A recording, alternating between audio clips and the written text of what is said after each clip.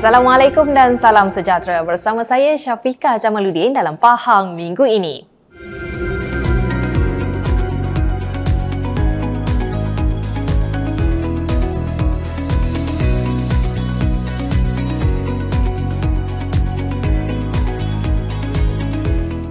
Kebawa Duli Paduka Baginda Sultan Pahang Sultan Abdullah Riayatuddin Al-Mustafa Billah Shah berkenan berangkat menyempurnakan pelancaran bot wakaf Pahang di Kompleks Marina Pulau Tioman.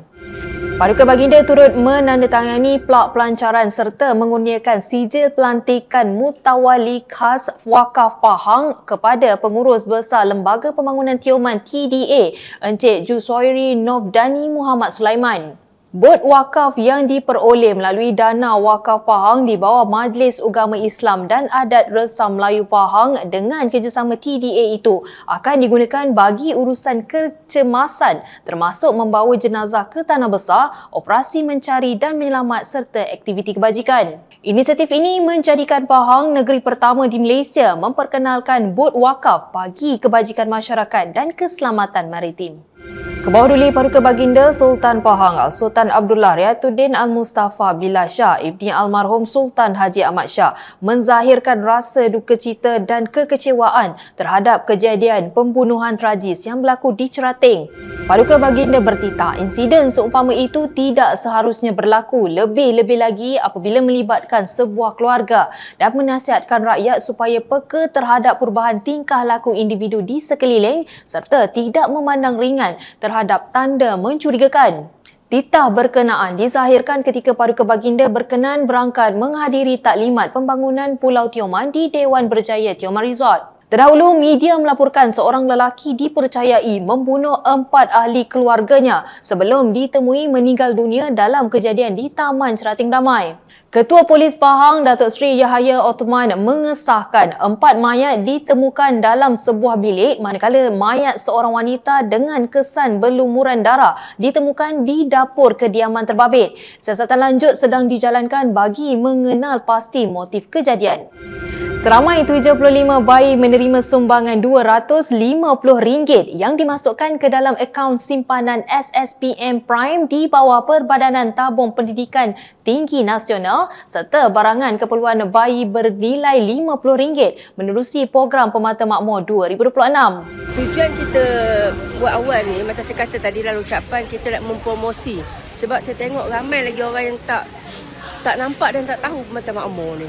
Dan kita pun kalau kita dapat banyak aduan lah mengatakan mereka tak mengetahui. Jadi salah satu tujuan itulah. Jadi kita sebagai anak Pahang ni naklah kita bersyukur dengan apa yang kita ada, dan saya selalu tegaskan bahawa sekiranya nak lagi, kita sokonglah kat yang ada pada hari ni.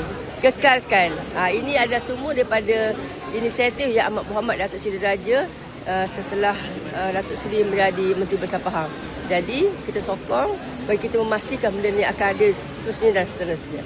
Pengerusi Jawatan Kuasa Kebajikan Masyarakat, Pembangunan Wanita dan Keluarga Negeri Pahang Yang Berhormat Datuk Sabaria Saidian berkata, pelancaran dibuat lebih awal bagi memastikan lebih ramai rakyat tahu dan tidak terlepas manfaat yang disediakan oleh kerajaan negeri. Menurutnya, bayi yang dilahirkan pada tahun 2024 masih layak menerima manfaat tersebut dengan membuat pendaftaran di pejabat SSPN terdekat selain boleh mendapatkan sumbangan barangan bayi di pejabat adun masing-masing. Bagi bayi kelahiran tahun 2025 pula, pendaftaran masih dibuka dan boleh dilakukan secara dalam talian. Manakala bagi bayi kelahiran tahun ini, pendaftaran akan bermula pada 9 Mac. Beliau menegaskan bahawa inisiatif Permata Makmur membuktikan komitmen berterusan kerajaan negeri dalam memastikan kebajikan rakyat sentiasa menjadi keutamaan, khususnya dalam membina masa depan generasi baru di negeri ini. Beliau berkata demikian ketika hadir merasmikan Majlis Pelancaran Pemata Makmur tahun 2026 yang berlangsung di Felda Kampung Sertih sebagai Wakil Rasmi Menteri Besar Pahang Yang Amat Berhormat Datuk Seri Diraja Haji Wan Rosdi bin Wan Ismail. 3 ibu meluahkan rasa syukur dan terharu selepas menerima sumbangan Permata Makmur 2026 yang memberi manfaat kepada 75 bayi di daerah Bentong. Wan Anapurni, anak perempuan Mahadavan, ibu kepada bayi berusia 3 bulan berkata, bantuan di bawah inisiatif Makmur Pahang, Cetusan Menteri Besar Pahang amat membantu meringankan beban keuangan serta menjadi simpanan masa depan anaknya. Betul berbangga, gembira lah. Sangat gembira tu untuk pemata makmur dapat tu. Lagi senang pemata makmur ni kena dapat barang ni. Sekali cepat. Terima kasihlah kerajaan negeri tu. Ada simpan dalam bank dia lah untuk barang untuk dia, untuk belajar ke untuk kesihatan untuk dia lah. Terima kasih masa pemata makmur untuk dapat yang betul Dato' Seri Raja Haji Wan Rosid Wan Ismail.